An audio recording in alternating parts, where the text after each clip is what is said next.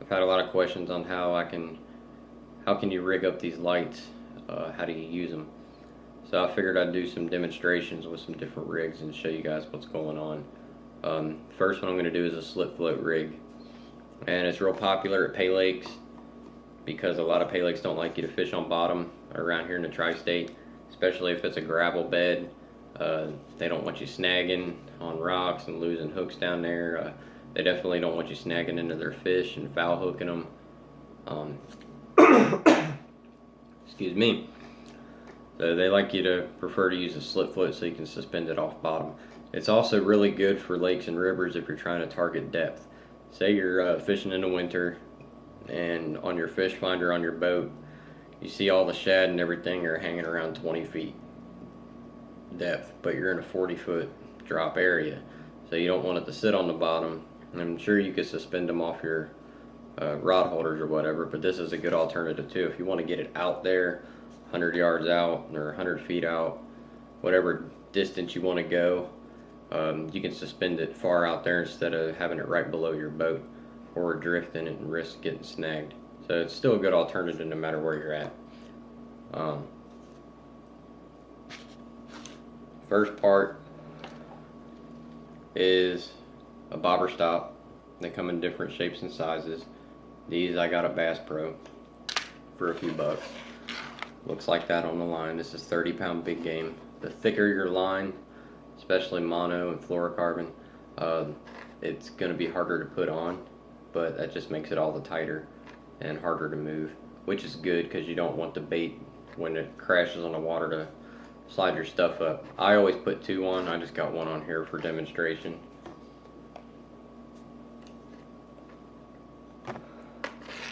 The next up, it's got a bead there to catch it. So when everything falls in the water and all your slack runs out, your bead hits the bobber stop. Now, I forgot to mention, this won't affect your spool if you've never used them.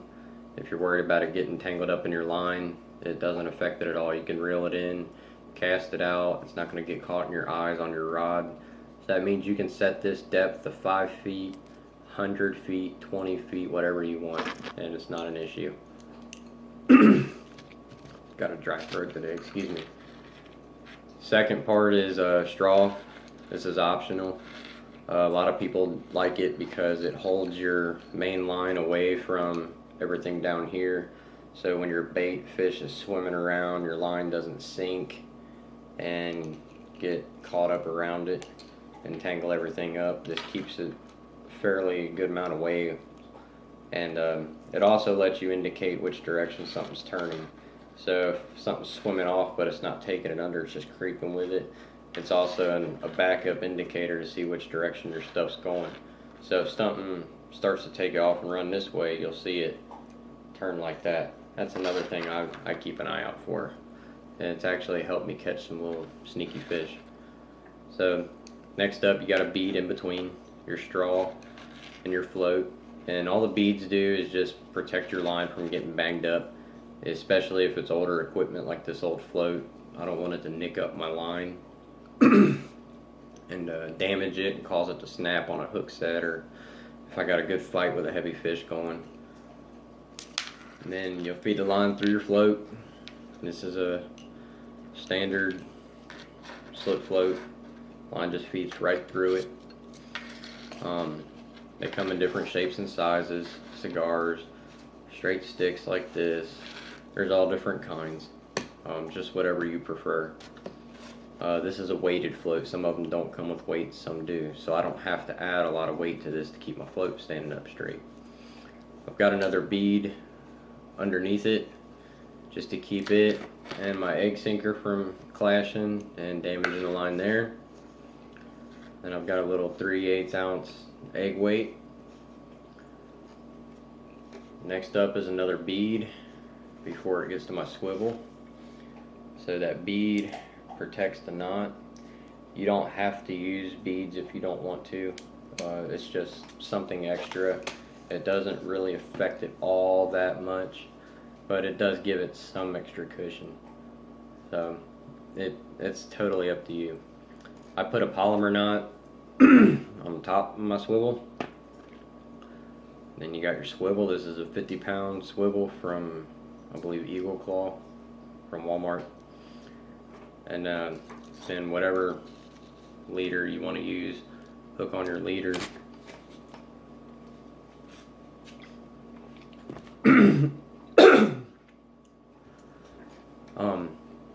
However you like to do your leader, it's up to you. You guys are the fishermen, you know what you like.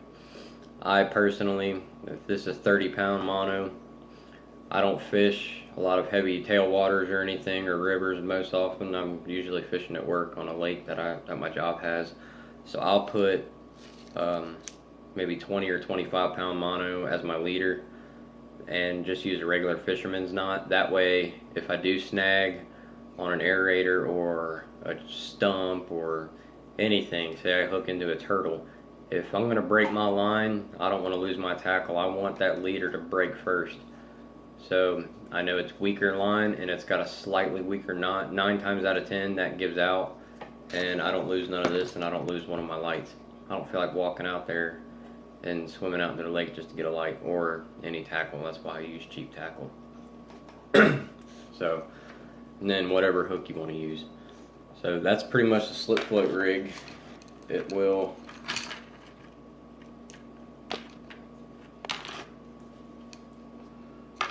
pretty much look like this on the water, and then down here is your leader and your bait, and it'll set like that. Now to mount the light, how I do it, let's see, we'll use the electric blue. That's my favorite color. Some people will put it right there. It all depends on how much weight you got, how much of your float is sticking out. It depends on how big of a bait fish you got. All that factors into the weight. So the more weight you got tugging on this float, the more of it's going to be sticking up out of the water. So it could be, if the table's a water line, it could be up here. It could be just sitting down there like that, barely see anything. So if you got it sitting on the tip, that's all you're going to see. Some people like to put it higher up. That way, you know you're going to see it. Downside to having it higher up is you run a higher chance of your line or your leader coming up and wrapping around that, and then you got to cast it back out. Best advice I can give for that is never make your leader longer than the length of your float. That way, if it comes up, it's not going to go up and over. It'll stay down here somewhere. You don't always have to have a really long leader, especially for a live bait. If you're fishing 10 feet deep, they got 10 feet of line to swim around with, so your leader don't really matter all that much. So I kind of put it fairly high, just so I don't have to worry about not seeing it. If I got too much weight, it pulls it under. Then you got to reel it back in and adjust it.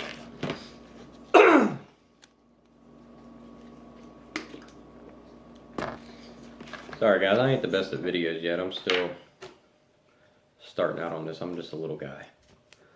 I first tightly wrap my battery. Even though this boot will hold it, it's not going to fall out. I tightly hold it just to keep it solid on them pins. And I'll wrap it a few good times. That way I know when it hits that water, it is not going to short out. It's not going to come loose. And if you wrap it good enough, you can actually pinch the bottom of this, and it'll seal it up pretty good, and it'll help keep some of that water out. Now, people who fish on bottom and put these on their rod tips, they ain't got to worry about the water. But if you're putting it on your float, water's going to get in there, and the longer you let water sit in there, the faster these will rust out. So you want to prolong the life of them the best you can. So that helps that.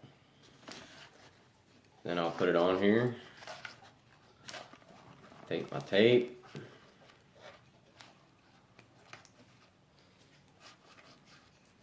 Wrap it as many times as you want. All this is preference up to you guys.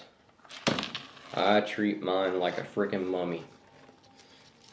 I pull it tight on there. I wrap it a whole bunch of times. The more I wrap this, the stiffer it's going to be, the more it's going to help keep water out. And again, that pressure on the outside of this also helps in keeping those pins solid. So that's how it'll look on the water. Now if the table's a water level, it's going to be sitting like this. Your straw will be laying in the water. If your fish is swimming around, you'll see it spinning. So you always know where your light's at. If you get a bite, gone. You don't see the light no more. Sometimes it'll come down and pop up. That might just be your bait trying to swim away. But catfish takes it, it's not coming back up. You guys know that. So that's how you set it up. When I'm done fishing for the night or evening or in the morning when I go home, some people will leave these on them and not worry about it. If I'm paying for these things, I want to get as much use out of them as I possibly can, right? Who doesn't? So I'll take it off carefully. If you try to go too fast and pull too hard, you can bend the pins. As sturdy as my arm, they've still got flex to them, just not as much as others. Carefully pull it off. You might see it flicker a few times, no big deal. That's just the tape pulling back on the boot, taking it a hair away from the battery. But once you get it off, it won't be a big deal. Now, there's going to be water in here. 99% of the time there's going to be water in here. If you don't, you did a really good job at preventing it. I'll pull my battery out. I'll keep a towel. Dry it off. Dry the outside off. And there's one of my favorite reason why I don't use clips is I can push down on that and bowl it out. I don't know if you can see. My camera sucks, it's kind of dark. But you can pinch on the boot and bowl it out. And you can, the glue in there is conformed to the battery shape when I mold these. So the only water is going to sit inside this bowl area. So it's just a big rubber bowl. Just blow the piss out of it. Use an air can, your mouth. Blow it till you don't see no more water. If you got the time. If you're in a hurry and you gotta go, you gotta go. But I try to blow all the water out, get the moisture off of that metal. That way these things don't rust as fast. There's always going to be a hair of rust, and over time they will rust to the point where they won't make a connection no more. You can try to clean them. I know it can be done. You can put lithium grease in it to help keep it away. That's just too messy for me, because then it doesn't stick to this tape very good if you ooze a lot of it out. But it will help. Those are all just things some people like to do. So blow dry them out, fold your pole back up, load it up, and you're done. That's the slip float rig. It's one of my favorite ones for top fishing. It's popular around here in the tri-state area for pay lakes. Deep water for suspended fishing if you're trying to target a certain depth for cats. In different seasons, if you see a bunch of bait fish sitting 15-20 feet and you know they're getting pushed up by them blues and flatheads and channels, you know you can put it at the depth that those shad are, and you'll increase your odds instead of sitting on the bottom where nobody's at. So that's the slip float rig. Coming up next, I'll probably do Carolina / Santee Cooper rig. I'll show you how to rig it up on your pole. Everybody knows Carolina rig, but I'm going to walk through it anyway and show you my version of it and show you how I put them on my pole for that if I'm fishing at night on the bottom. So we'll get back at you next time, guys. Take care.